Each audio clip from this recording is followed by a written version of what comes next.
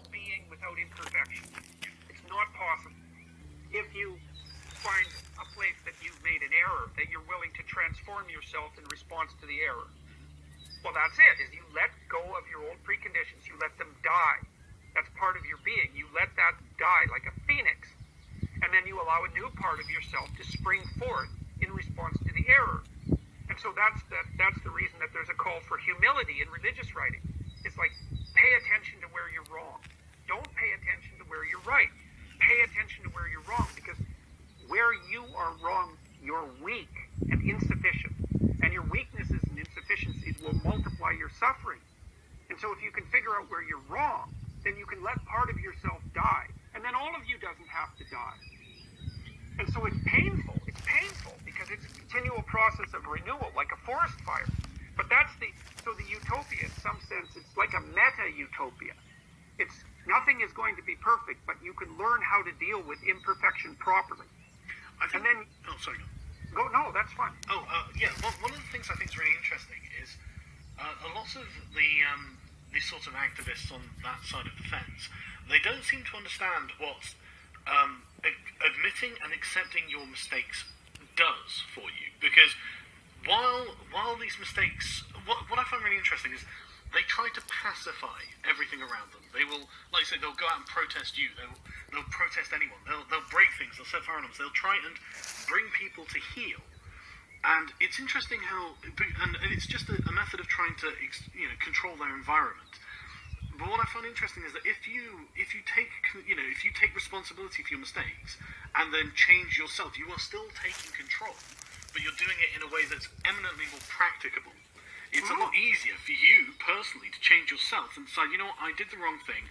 If I own this, and if I just read this book to figure out where I'm wrong, or do whatever it is you need to do, if you personally take control of that, then you are still in control, and you don't have to tyrannize other people. Yeah, well, the thing is, it's the part of you that can eternally transform that's in control. And that's the part you want to be in control. Yeah, that's the highest deity. The part of you that can eternally transform is the Logos. It's the highest deity. And it means that you should be grateful when an error is revealed.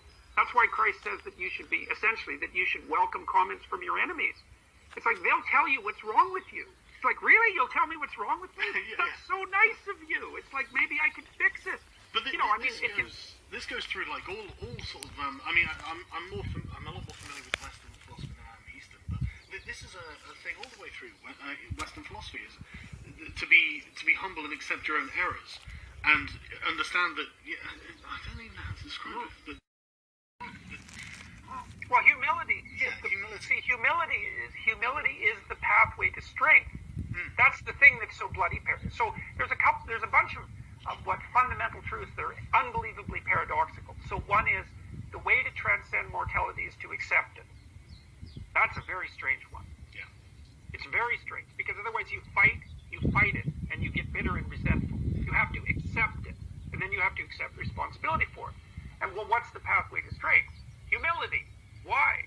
Because that way you will allow your errors to be revealed to you. I mean, this is why I like listening to people. I know I'm very talkative and too talkative. No, not at all, not at all. I'm interviewing you. You're not interviewing me. but I try to listen to people, because, especially people I don't agree with, because even if 95% of what they say is noise, it's like, okay, I can dispense with the noise. If you can tell me one thing I don't know, it's like you've given me a little secret weapon. It's like, really, I didn't know that. I have a new tool. And like one of the things that's been interesting about the things that have happened to me since September is that I've been criticized publicly, like in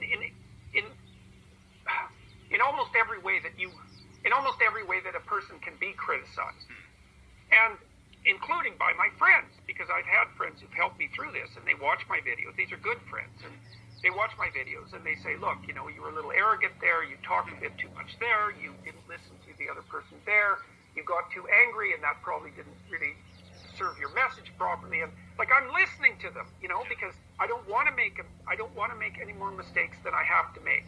And if I am making mistakes, I'd like to get rid of them. And it is because I believe I've learned that the part of me that transforms is the part that should be in charge. And it's easy to cling to your errors and assume that that's you. you see people, and this is the identity politics types. It's like, I'm the sum total of my errors. It's like, well, you don't want to be the sum total of your errors. You want to be the thing that lets go and moves forward. And so, if you listen to people, they'll tell you things, and especially if you already agree with them, it's hardly worth talking to them. Because all you're doing is patting each other on the back. It's like, well, you're right there. You're right. I mean, that can be reassuring, fair enough. Sometimes you might need it, yeah. But you might need it. To live your life like that, it's going to lead you down a path of consistent self-aggrandizement. Where, and I think this is a major problem with millennial and younger children and, adults these days anyway, where they're not being actively challenged and told, no, the problem is with you and you have to make that change. Because, when I was a kid, you didn't get any participation trophies. If you lost, you got mocked by your peers, and you thought, right, okay, well, next time, I know what I did wrong there, and so next time that's not going to happen to me, and it's that process of growing as a person. But almost everything about these ideologies seems to be designed to kind of fix them in this youthful, almost infantilized frame of mind, where they don't, why should I have to change? Because life makes you change. You don't have a choice. So why are you fighting this? Well, there's a reason why you have to change. The reason you have to change is because you're suffering unbearably. Yeah. It's as simple as that. That is the reason you have to change. If your life isn't everything that it could be, then you have to change. It's as simple as that, unless you want to continue the suffering. And so if you want to minimize the suffering and increase the quality of your life, then you want to welcome change through error whenever you could possibly manage it. Because being better is better than being who you are. It's as simple as that. You want to be better than who you are, do you want to be who you are? If you want to be better, then you welcome error. You say, bring it on.